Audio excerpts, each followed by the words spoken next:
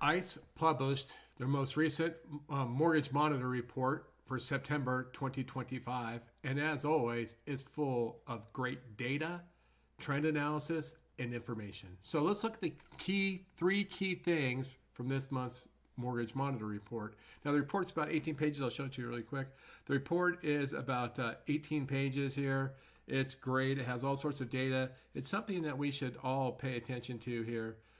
If I keep scrolling down, you'll see that it has plenty of great stuff. Now, here's the three things. Of all the data, they have all sorts of stuff. Refinances, delinquency rates, home appreciation, all sorts of stuff. Application data, really good stuff. But I think three things jump out at me. The first one is insurance costs continue to climb. And so here's what the Mortgage Monitor highlighted, that the average single-family mortgage holder now pays nearly $2,370 per year for property insurance, which accounts for about 10% of their total PITI, which is the highest on record. So it's actually 9.6, but nearly 10% of PITI now is insurance. And so then insurance costs per $1,000 of coverage rose 5% year over year and has risen 16% since 2022, which is far outpacing the growth in both principal and interest and taxes portion of PITI.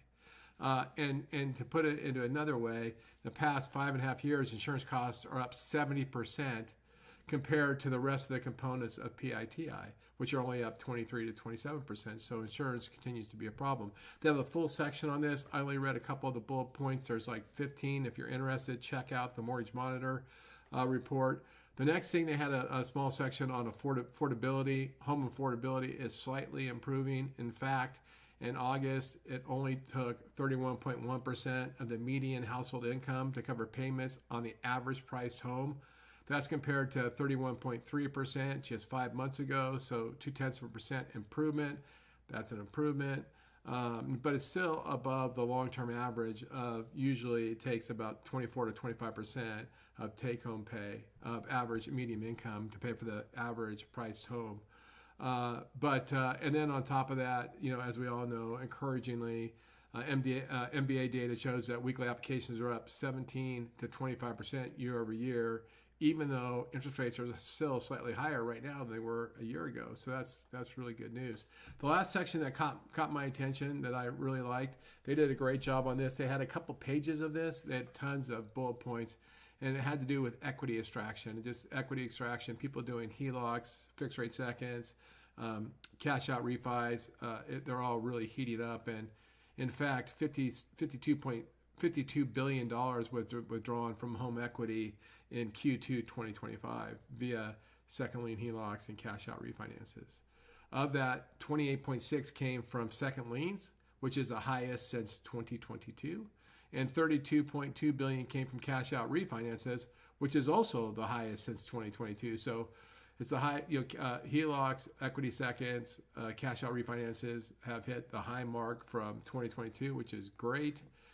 Borrowers withdrew 0.45% of tappable equity in the last quarter, which is also the highest since 2022, but still roughly just half of the historic norms or long-term norms. Usually, in a market, especially if there's plenty of equity, people pull about 1% of equity out, but it's only 0.45%. And then the other thing with interest rates improving, the cost of HELOCs is getting cheaper. So the cost to borrow $50,000 has dropped more than 25% over the last 18 months.